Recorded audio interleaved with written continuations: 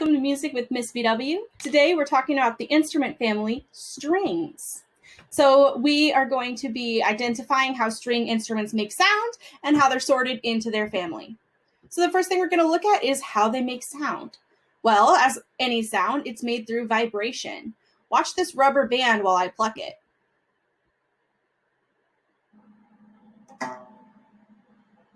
You can hear the sound and you can see the rubber band vibrate back and forth. So, string instruments vibrate the strings to make sounds.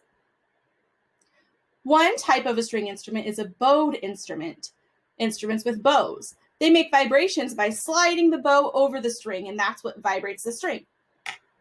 Some common instruments in the bowed family are the violin family of instruments, including the violin itself, cello, viola, and more.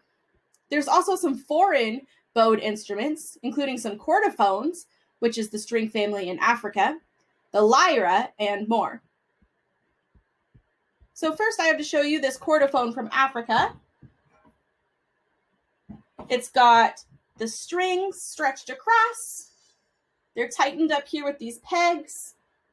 There's a little bridge here so that the strings don't touch this. This is a little membrane. It helps the strings to amplify their sound of the vibrations. And I'll move the bow across to make the sound.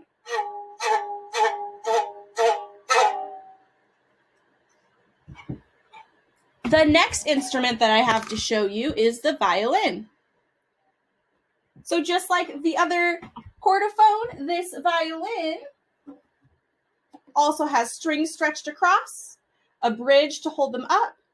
And in this one, this body or the box is what amplifies the sound. It goes in, bounces around, and gets louder so that it can come out and be nice and loud for everyone to hear.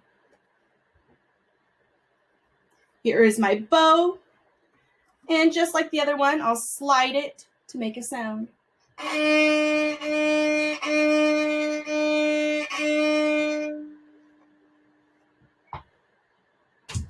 So those are the bowed instruments in the strings family. Next type are the strummed instruments. These are made by plucking or strumming the strings. Some common ones include the acoustic guitar, electric guitar, and ukulele. And some less common ones are the harp, banjo, and mandolin. There's many more. So to show you a few of these instruments, first up I have an acoustic guitar. The picture is sideways so that you can see it a little bit bigger. And the acoustic guitar is played by strumming the strings.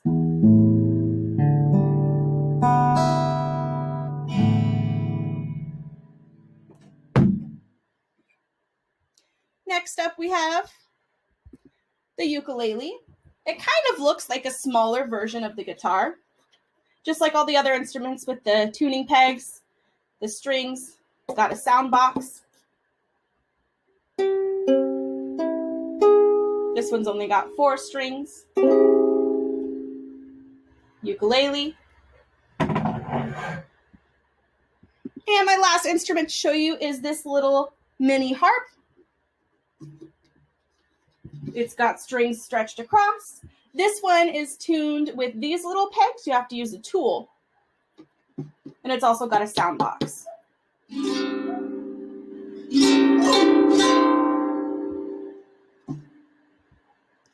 So I want to extend on this and think about how do you change the pitch or how high or low the sound is on a string instrument. Go ahead and pause the video and think about it. So the pitch is changed on string instruments by making the string tighter or looser. So loose makes it low and tight makes it high. So here, if I have a rubber band and I hold it very loose, it's very low. But if I hold it nice and tight,